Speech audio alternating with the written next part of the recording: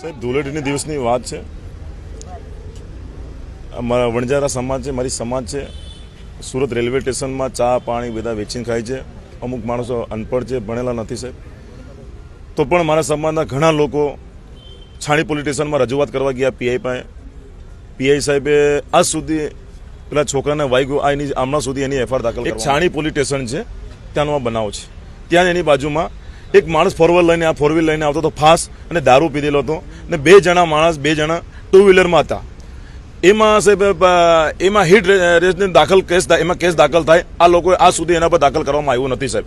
એના માટે અમે સીપી સાહેબને રજૂઆત કરવા આવ્યા છે કે મારી સમાજને ન્યાય મળે અને એના માટે અમે સાહેબ એ એમના ઘરે જતા હતા સાહેબ. ત્યારે અચાનક એ લોકો એકદમ ફાસ્ટ ગાડી આવી એને ઠોકી મૂક્યો છે. નાગેશ આજે હમણાં શ્રીજી હોસ્પિટલમાં દાખલ છે સાહેબ. એનો નાકનું ઓપરેશન થયું એ એને સારું છે. એની પરિસ્થિતિ બહુ ખતરનાક ગંભીર પરિસ્થિતિ છે. હમણાં નાકનું ઓપરેશન થયું છે. આજ સુધી એમની કોઈ તપાસ નથી ને સીસીટીવી લાઈવ છે સાહેબ. કુલી છે, બે જણા કુલીમાં કામ કરે છે.